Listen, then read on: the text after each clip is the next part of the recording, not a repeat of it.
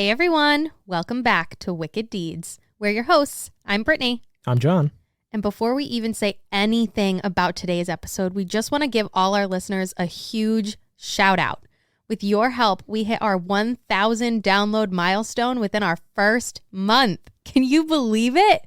We're so happy to have you all here and are excited to continue bringing you new episodes every week. And with that, I'll get off my soapbox.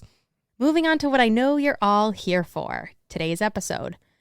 I know I always say I'm going to frustrate you with the stories we tell, but I think there's one piece of this case that will just aggravate the heck out of you beyond belief. Today's story is about the mysterious disappearance of Jennifer Kesse.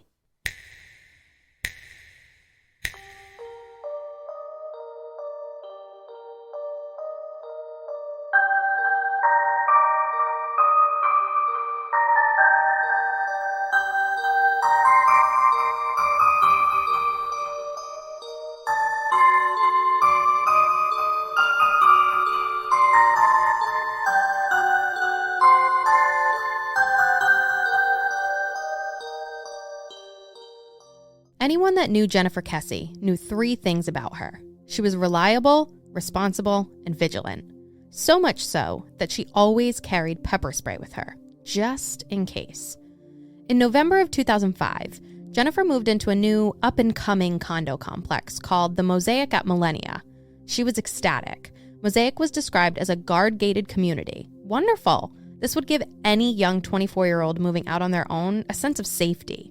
This was said to be one of the main reasons Jen had chosen to buy her first place here. So does the Mosaic at Millennia bear any relationship to the mall at Millennia that we went to? Yes, actually. It's right across from there. Spooky. Yeah, and her dad actually had said that was like another one of the reasons why she wanted to live there, because shopping and females and, you know. That was a bougie mall too. Fancy stores.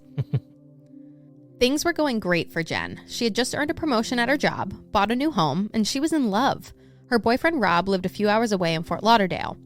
As taxing as the long-distance thing was, they were committed to making it work, and they seemed like a happy couple. Rob was an Englishman that had relocated to the United States and met Jen during a chance encounter at a bar. From that point on, their relationship grew. Rob had stated, quote, "You know that feeling when you don't want to get off the phone because you enjoy talking to the person so much? That's how it was with Jen. 3 and 4 hours would pass and we'd still be talking," end quote. On January 19th, Jen and Rob leave for their St. Croix getaway. During this time, Jen's brother Logan stays at her condo and invites some friends over to hang out, one of them being Jennifer's ex-boyfriend, Matt. On January 22nd, 2006, Jen and Rob return home from their vacation, which had been filled with drinks, sun, and romance. The next day, she called her mom to gush about how amazing her time was and how smitten she was with Rob. Though, as with all relationships, let alone long-distance ones, troubles do arise. That night, Jen and Rob had an argument over the phone. It's not hard to believe that the stressors of enjoying a wonderful vacation with your loved one and then to be separated just a short time later would cause sadness. When later asked, Rob said it was your typical long-distance relationship stuff, things like wanting to make sure they were going to be happy and continue to make things work. I mean, one could imagine that having your intentions questioned when you know they're good and true could lead to annoyance and, in turn, a quarrel. The two hung up the phone, surely figuring they'd revisit things in the morning. The next day, Jennifer did as she always did during the work week. She woke up, showered, and got ready for work in her messy bathroom. Her makeup and hair products just always seemed to end up strewn all over the place, and the morning of January 24th was no different. You see, Jen was a bit of a neat freak, except for that dang bathroom. The rest of her house, immaculate. Outside of the luggage she'd yet to unpack, she'd take care of that later. Jen finishes her morning routine and heads to work. A few hours after the start of the workday, Jennifer's coworkers would become worried she hadn't arrived yet. Tardiness is not a characteristic you'd use to describe Jen, and if she were going to be late, she'd have told someone. She had an important meeting that day. She wouldn't miss it. Her colleagues wait a little longer, but still no Jen. Something was wrong. They call her family and tell them what's going on. Drew and Joyce Kesse, Jen's parents, were immediately concerned. They knew their daughter better than anyone, and this was not like her. They called Jen right away. Even if she didn't answer, she'd always call back or text. There had to be a reasonable explanation for this. For the first time in years, Jennifer's phone goes straight to voicemail. something's wrong. There's no way she'd shut off her phone and not show up to work. Drew and Joyce bolt to their car and begin the agonizing 2-hour drive to check on their daughter. While en route, they contact Jen's property manager. Is her car there, they ask? It's not. They drive faster. Finally, they arrive at the Mosaic. Jen's car is still nowhere to be seen. Maybe she got into an accident on the way to work, but why wasn't her phone on? Things aren't adding up. They fly up the stairs to Jennifer's condo. The stairway was just a few steps from the parking lot. As they burst their way into the apartment, everything appears as it should. No signs of a struggle, nothing out of place, except for that luggage. They checked each and every room for signs pointing to her whereabouts. The bathroom, messy as usual, just like she'd always leave it. The shower still wet and her used towel damp on the counter. While searching the apartment, they couldn't locate her purse, phone, or car keys. She must have left. This is the only thing that seemed to make sense. It appears like Jen got ready and left for work, but where was she? Drew and Joyce call the police. There is something blatantly wrong here, and Jennifer needs to be reported missing. Orlando police soon arrive and speak with the family. According to the Disappeared episode, Girl Interrupted, Drew Kesse states that the responding officer who spoke with them said, quote, she had a fight with her boyfriend. She'll be back, end quote, and proceeds to walk out. You've got to be kidding me. You know damn well that the Kesses had to be frantic at this point, and you're going to shrug it off and say, oh, she'll be back, having no consideration for what you've just heard? How can you be so callous with a family that is clearly hysterical and that knows something wicked has occurred? Now, I'm not one to disparage the police, but this seems like an all too common occurrence when reviewing cases on this podcast. Police, once again, didn't seem to take the case seriously at first. She didn't meet the, quote, criteria for being a missing person. She's an adult, a 24-year-old female who had recently gotten in an argument with her boyfriend and needed to blow off steam. Apparently, these sole claims were enough to totally dismiss all the other information provided.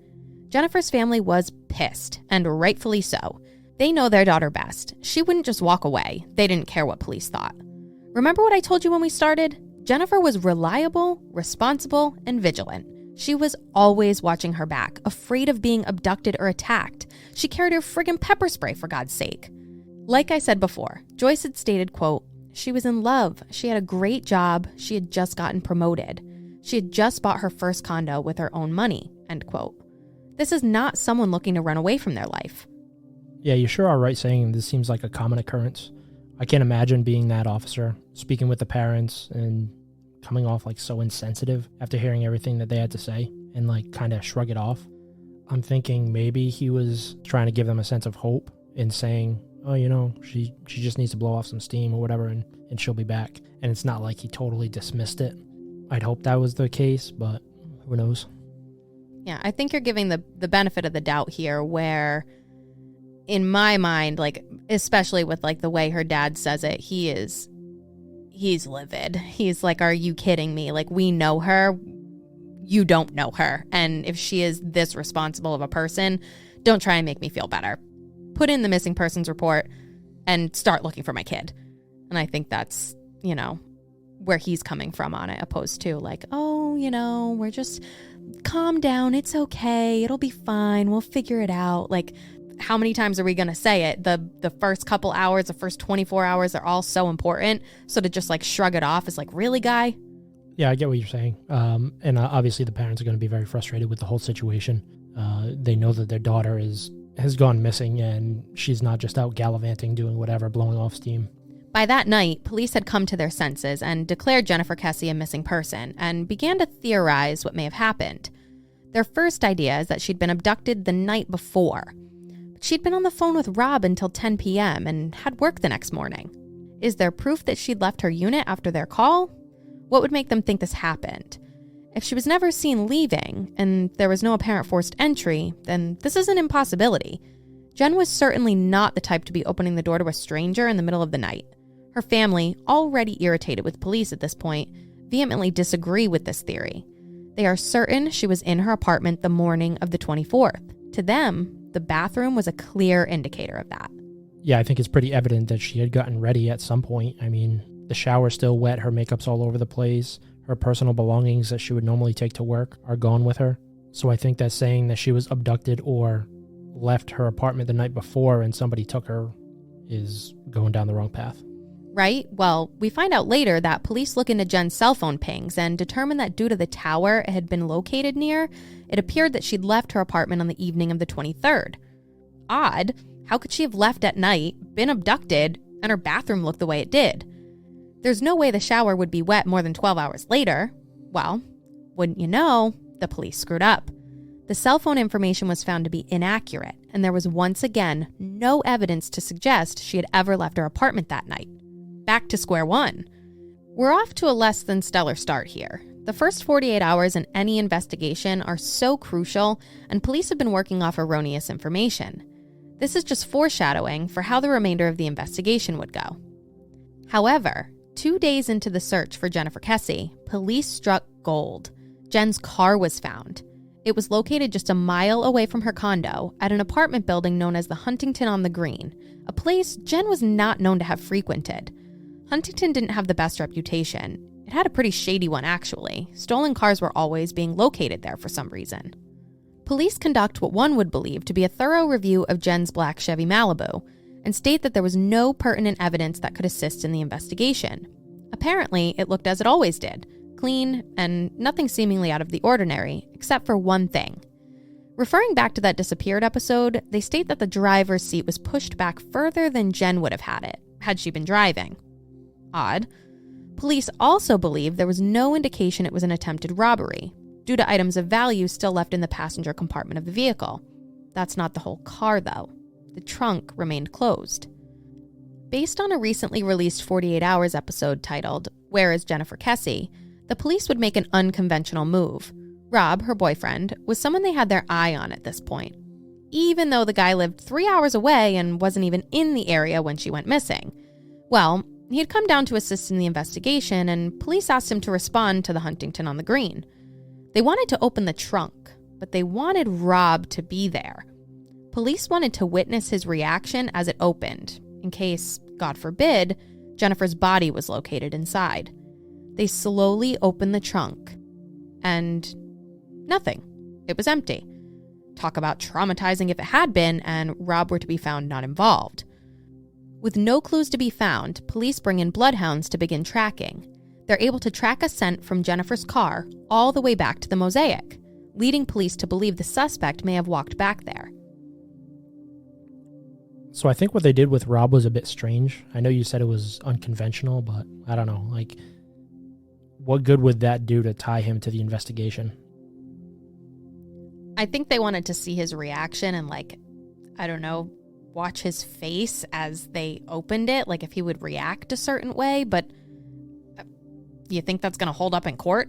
You're like, oh, he had a shocked face, or, oh, he was, stone cold. I just think it's so weird.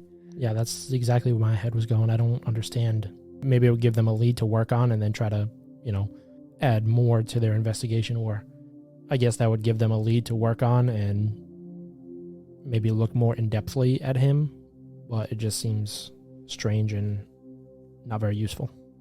Yeah, I think maybe unconventional isn't even the right word. It's like, oh, they did something not smart or something, Yeah. Well, at this point, everyone is thinking what Jen's family had stated from the beginning. She did not leave of her own free will. She was abducted. Police begin heavily searching the area, using helicopters, cadaver dogs, mounted police units, you name it. They're coming up empty-handed until it's discovered that the Huntington, as shady as it may seem, had working surveillance. Something must have been caught on camera when Jen's car was dropped off. The first piece of footage they view is overlooking the pool area and was pointed at the parking lot. From this vantage point, you can see Jennifer's car pull into the lot, back into the parking spot, pull forward, and back up again. Whoever was driving wanted this car to be perfectly parked, probably to avoid any suspicion. Roughly 30 seconds later, the operator gets out of the vehicle, but you can't really make out what they look like from here. Luckily, this isn't the only angle police were able to obtain footage from. Another camera was perfectly placed to record the driver as they walked out of the complex. As police review the recording, they spot the driver. They see the person walking along the sidewalk just outside of the metal fence for the pool area. Something to remember is that this is 2006, and it's easy to forget technology was still pretty meh back then, and these were old cameras. They unfortunately didn't have high-definition surveillance footage. In fact, it's practically not even a moving picture, more like a slideshow. Regardless, we now have the suspect walking right by it. As the person walks closer, the camera takes a picture. Click. We can see an individual wearing what appears to be a white jumpsuit. The footage continues. Another click. That same jumpsuit and large feet, maybe a hat or long hair tied into a bun. Keep going. Click.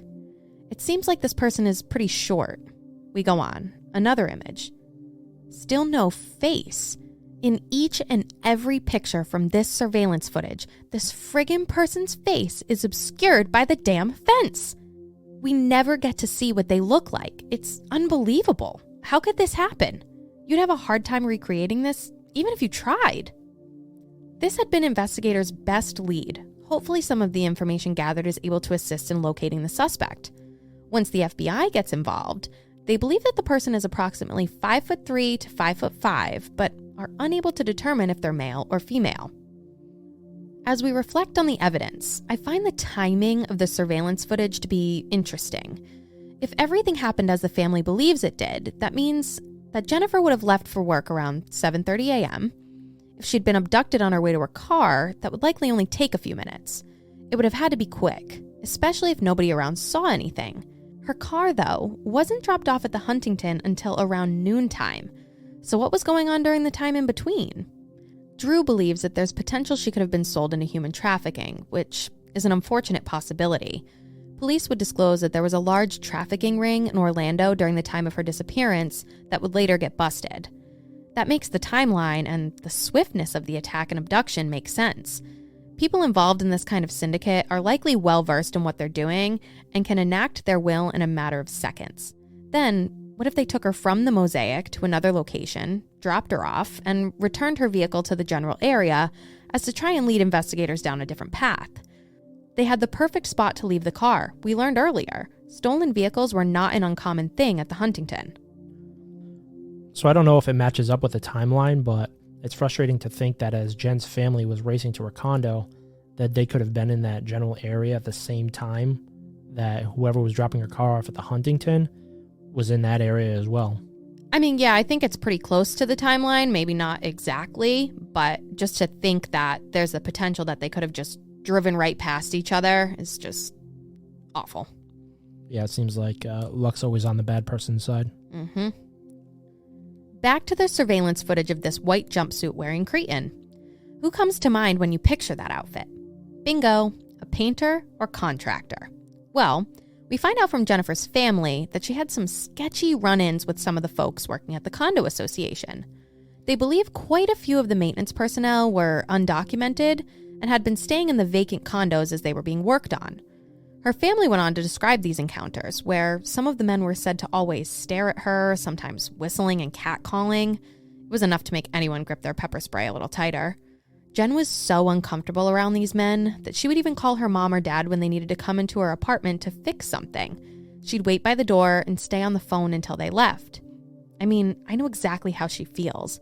Even knowing that the person on the other end of that line can't protect you, it gives you a sense of safety that you can shout for help should the need ever arise. This really makes you think now, doesn't it? Was the person on the footage one of those maintenance workers? Maybe. Keep that info handy as we work further through the investigation. A question for you. You had mentioned these cameras were old and they worked like almost like a slideshow as opposed to an actual video recording. Makes me think, were they black and white or were they color? What are you getting at? I'm saying that if it's black and white and somebody's wearing a relatively lighter shade, it's probably going to show up like a white jumpsuit in the video and not, like a black jumpsuit. It can only be two colors and a few shades of gray in between. I didn't even think of that. So, I mean, it could be a blue jumpsuit. It could be a light green jumpsuit. It could be anything. If it's black and white, it's just going to come up white. So we could be looking in like the complete wrong direction then. It could be anyone that wears just a jumpsuit, but whatever color. I mean, maybe that was a fashion choice too. Who knows? Yeah, exactly. That's what I was kind of playing through in my head. I'm like, if this is a really old camera, like how sure are we that it's a white jumpsuit? And the more that we learn about Jen's interactions with these maintenance workers, we can make the leap to thinking that, that maybe they're up to no good. And you can very well understand that they'd probably be wearing, like a jumpsuit, whether it be white or maybe tan or something, just to, keep themselves relatively clean while they're working. I agree, but back to my point about like a fashion choice. What do you think? Do you think it's a man or a woman? Like looking at this surveillance footage, like what does your gut say? Like if you want me to try and make a profile, I go two different routes. The FBI says that the person's, maybe 5'3" to 5'5", or something like that. So my first instinct would say that's more of an average height for a female. So I would kind of lean that way, one way. But then you have the parents saying that a lot of these maintenance workers are undocumented, most likely some type of Hispanic ethnicity. And a lot of people that come from, some of those Hispanic countries are shorter. So it could go either way with me. I'm not sure if it's a male or a female. I think when I look at it, I guess maybe I just have scrutinized it so much, but when I see the one, there's three pictures. So you have the first one where their face is blocked, then you have the second one where it's like more in the middle of the frame, and that's where you can see like a better picture of like what the back of their head looks like. So like we said before, it looked like it could have been a backwards hat or maybe their hair put in a bun. I feel like it's both. I think it's someone wearing a backwards hat with their hair thrown in a bun. And that's where I'm like, me as a woman, like I wouldn't wear my hat like that with my hair like that. So maybe it is a man who just has longer hair who would, tie their hair up like that and then throw their hat on backwards. And also if they were trying to like hide their face, they were pretty blatant. I mean, they didn't even put their hat facing forward to potentially shield more of their face. So it's like they're just brazen. Like, here I am dropping off this car of this girl that's missing. At first, I thought female, but I think I lean towards man now, like as I keep looking at it. So I just pulled something up because it had my mind thinking, like, was this just something that I thought was true or whatever? Because, I mean, we have friends, like Emilio. Mm-hmm. He's from Guatemala. He does a lot of housework and stuff like that. The average height of a Guatemalan male is 5'4". Really? Yeah. That's a statistic for you. And also shout out Emilio if you're listening. Wow. Okay. So, I mean, that goes a lot. We don't know where these guys were from. We don't know a ton about them. But, I mean, even Jennifer's dad mentioned things about them, being undocumented and where they may have been from that led them to believe it was a man, even though they were shorter. Right.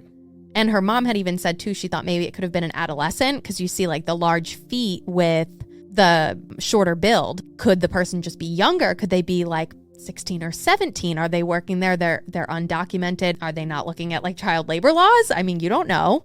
There's a lot of options. Like I feel like my mind just like reels as I look at this person. I'm like, who are you? And what are you doing? Yeah, I think if I had to give you a concrete answer on who I believe is responsible just based on the information that we have now, I would say that it's probably one of these contractors that was working at the condo complex that she lived at. I totally agree. I think before I was maybe considering a woman, just to, maybe my mind was just going that way to try and give a different possibility, but just looking at everything and like really scrutinizing the image and all the stuff we've talked about, my mind goes to a man and one of the men that worked at the apartment complex too. I think we're on the same page here. Police continue canvassing the area, questioning neighbors, people in the parking lot, everyone that went in or out of the complex. They were looking for information, anything that could point them in the right direction.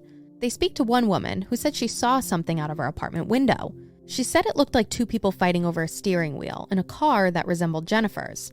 This sounds like valuable information to me. You can damn well be sure that if someone was trying to abduct me in my car, the steering wheel wouldn't be the only thing I'd be fighting over. Unfortunately, this lead doesn't end up going anywhere.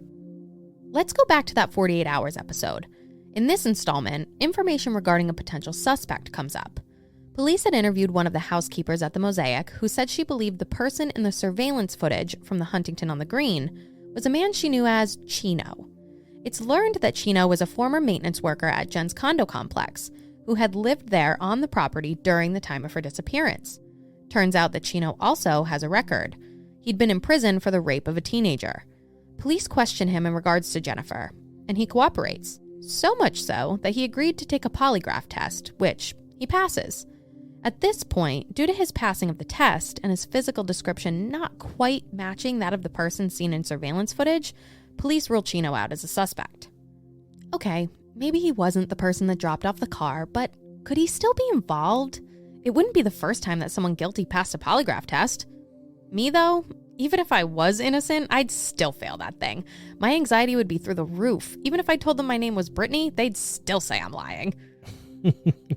Regarding Chino, though, I think that a maintenance worker that lives at the complex would be the perfect type of person to monitor Jen's daily life and probably be able to find the perfect time to strike. That's a good point. Yeah. As time goes on, police continue their interviews and end up hearing from several other residents at the Mosaic. They all mention the maintenance men and how they made them feel uncomfortable. One woman said that she caught one of them masturbating outside her freaking window. Another went on to say that weird things were happening in her apartment, like someone was coming in and looking through her underwear and even taking a shower in her place while she was gone. Fucking ew. What the hell is the hiring process at this place? Is it a prerequisite to be a friggin' creep? And to think, these guys probably had a master key to get into units in case of emergencies. This sounds like a recipe for disaster. You're not kidding.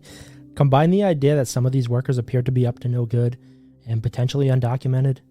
Now tell me if you think they'd stick around once police were coming by and started questioning people, regardless if they were involved in Jen's disappearance or not. No freaking way. And yep, just like you're thinking, these sleazebag maintenance guys had all fled before authorities could interview them. They were probably going faster than you could say, "Sir, put those panties down." Yes, probably. The leads police have to go on are narrowing down. We learned that at one point they interviewed Matt, Logan's friend and Jen's ex-boyfriend, just to see if he's got anything to say. Matt was supposedly heartbroken when they'd split up. Maybe he had some type of motive? It was reported that Matt had been seen drunk outside the Blue Martini, a bar relatively close to Jen's condo, the night before she went missing. Nothing incriminating would come up, and Matt is ruled out. At this point, the investigation would unfortunately begin to slow down. Police kept coming up empty-handed with not much to go on, but Jen's family wouldn't have that. They were beyond frustrated with the lack of movement. The original detective who worked on the case would be taken off in 2010, and it appeared as though nothing further was being worked on. No leads followed up on, no new evidence uncovered. According to Jennifer's mom in an interview with 48 Hours, they knew that if police would just declare her daughter's case cold, they would be able to have more resources to help. But detectives refused. They claimed that it was still being actively worked on, but it seems pretty freaking clear that that wasn't the case. You would think that everyone involved would want more resources to help find Jen, and that they would do anything in their power to get them. But okay, I guess not. Years and years would go by before anything worth mentioning happened in the case. And that movement came from the Kesses, not the Orlando PD. In 2016, Jennifer Kesse was declared deceased by the state of Florida. She had been missing for 10 years now, and most, if not all, leads had dried up. Her family had become so displeased with the Orlando PD and the staleness of the investigation that they sued the department for the full records of their daughter's case in 2018. It was a rough court battle, but they came out victorious.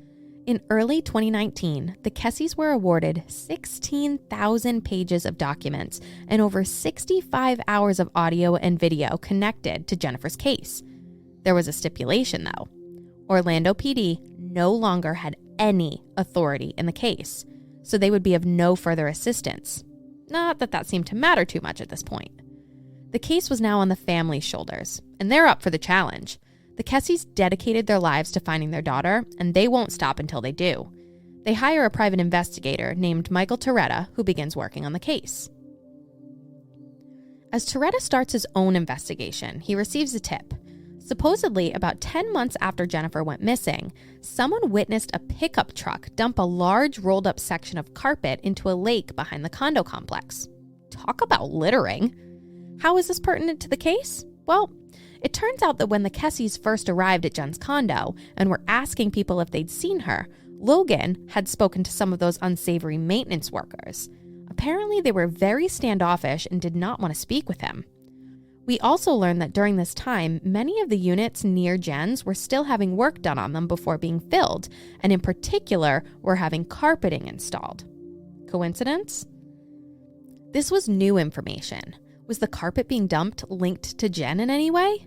The Kesses waste no time and have dive teams search the entire body of water, but unfortunately, they once again come up with nothing. Fast forward to 2020. Still nothing concrete to go on yet, but the family released some additional photos from the caseload they received in 2019. There are 2 new photographs that the public has never seen. And I'll post these both on our Instagram, wicked.deeds.podcast, and our website, wickeddeedspodcast.com, for you to take a look at.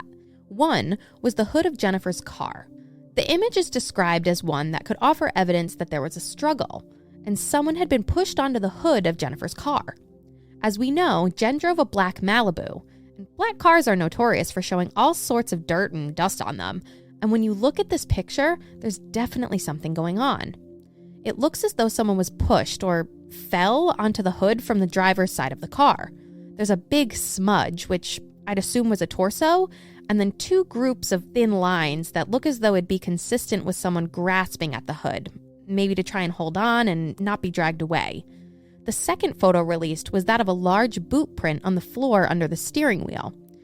What really aggravates me about this is the fact that at the beginning of the investigation, police led everyone to believe that they found no evidence that there may have been signs of potential foul play. So based on this, you'd think that there's no DNA, no hairs, no fibers, or clues of any type that could point investigators towards her abductor. But how can you say that with any sense of surety when these 2 photos show what I'm seeing? Did they take samples from the carpet where the boot print was located? Could they have casted the impression? Was this print a similar size to Jen's foot or similar to any other shoes she wore? Based on that surveillance footage of the suspect, we know they have pretty large feet. I totally understand the feelings that Jen's family must have been drowning in. You can't help but think, in hindsight, that more should have been done. And now, over a decade later, we're finding out the police had potentially been sitting on this information?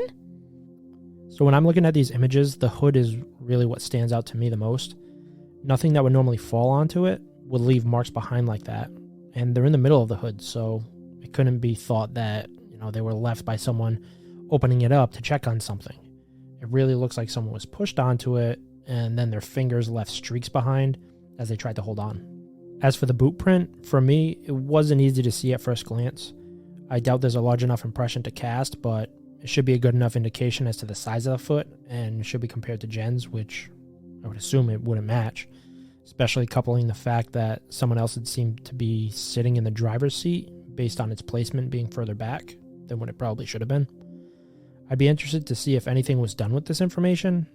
I hope that there would have been things done with it, but just because it's indicative of, things happening, it doesn't mean that it provides a ton of information to go on to find a suspect. I'll agree with you on the boot print. It definitely wasn't super easy to see at first glance. I feel like I really had to zoom in on the picture to even really see what was there. Right. It's not like somebody walking through snow where you can go and cast a 1 or 2 inch boot print in snow. It's a carpet. It looks like maybe a wet boot stepped on it or something. It's not super visible. I really had to look at it to try and see it. But you can see that there was a boot there. So like I said, it should have been compared to Jen's, which it probably wouldn't match, and they could have went on something there. But just because you see a big boot print there and the seat further back doesn't mean that there's tons of information to go on there. Like you had said, were there no DNA? Was there no fibers? This, that, and the other thing. I'm interested to see if anything was done, or it was just these pictures were taken and then kind of just thrown in the report and nothing was done with them. Maybe I just have high hopes and aspirations for everything that could come out of an investigation.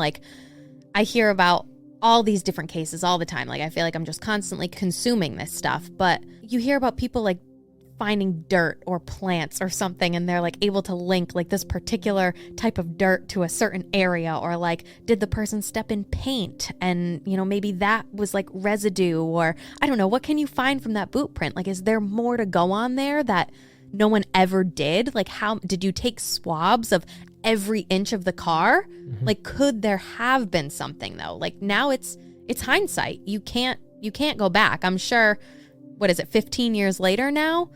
You can't be oh yeah, I'm just going to go swab that little spot and figure it out. Yeah. So yeah, that annoys me. Yeah, it annoys me too. I'm just thinking and commenting on these two images, and who knows if this is what they took pictures of. There very well could have been more, but like you said, hindsight's 20/20. It's easy to look back and be like, oh, well, why didn't you do this? Why didn't you do this? Obviously, where it frustrates us a little bit going over this, think about how much it frustrates the family. Well, and to kind of go off of that, maybe they're putting these two in particular out for good reason. They had said that there were like over 150 photos of her car. So these clearly are the important things that have stood out to them, and I would assume they're a private investigator, but I think they may know more, and maybe they're looking for that one tip, that one person that's going to call in with some bit of information that could tie into what we're seeing here.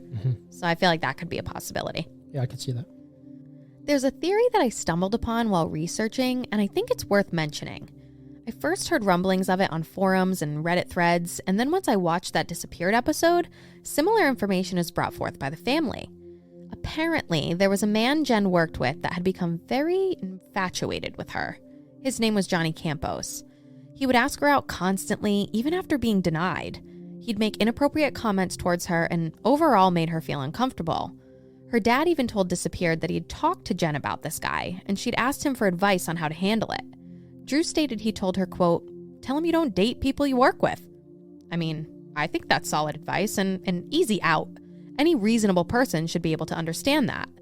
Something that appears to be even more suspicious is that Campos was late to work the day Jen went missing, and was even quoted saying, "Well, she's probably eaten by alligators already."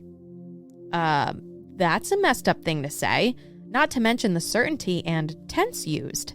Sounds like a guy who held a lot of resentment towards his pretty coworker that kept turning him down. Or maybe he's involved. It's been stated that the reason he was late for work was because he'd gotten pulled over for speeding and proceeded to flip out about it and got himself arrested. It's proven difficult to substantiate this information, and as such, the timeline of the incident, if it is in fact true. One thing we can say for sure, though, is that Johnny Campos seems like someone to keep an eye on. There are tons of theories out there revolving around him, but no charges have been brought forward. I find it very peculiar that he would say something kind of dismissive and passive-aggressive towards a missing coworker that he supposedly had a thing for. He's definitely someone I'd keep my eye on, but we still have that surveillance footage of the person dropping off Jen's car, and if he doesn't match that description, then we'd also have to start thinking about how he would probably need an accomplice in this too. So I don't think Johnny Campos matches the person that's in the surveillance footage. I think he was taller. But here's a thought. How many people have said, "Hey, go bring this here and I'll give you $200. Go, drop this note off to someone." I mean, you see it in TV shows, movies, you hear it about it happening. So maybe, and just speculation here, not placing any blame, but there's always the possibility that someone could have done something. They had her car, and then he's like, "Hey man, I need you to go put this somewhere. Here's $200. And then the guy's like, "Sure, whatever. I'll take $200 to go put a car somewhere." That's very true, and that would take away the need for an accomplice. He's just dropping the car off, saying, "Hey, go get rid of this," and kind of washes his hands clean of it. Definite possibility. I like where your head's at. Thank you. Always thinking, always detectivizing. Jen's parents have recently come out and said that they feel like they're on the cusp of a breakthrough. That's why we need more awareness and why this case needs to get back out into the public's eye. It's been 15 years now. Things change. People may feel more compelled to come forward with information, or maybe saw something they thought inconsequential at the time. This isn't the end of the Kesse's search for their daughter. They'll fight to the bitter end to determine what happened to Jennifer, and they deserve to. If you have any information on the disappearance of Jennifer Kesse, no matter how minuscule you think it is, please contact the Kesse Family Tip Line at 941-201-4009 or visit their website at jenniferkesse.com.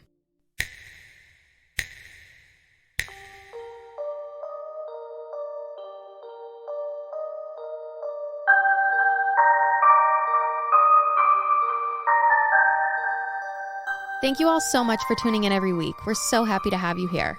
Make sure to leave us a 5-star review before you go and follow us on our socials. You can follow us on Instagram at wicked.deeds.podcast and on Twitter at wickeddeeds. Don't forget to visit our website, wickeddeedspodcast.com, to take a look at any photos from this episode and view our source material. But most importantly, tune in next week for an all-new episode.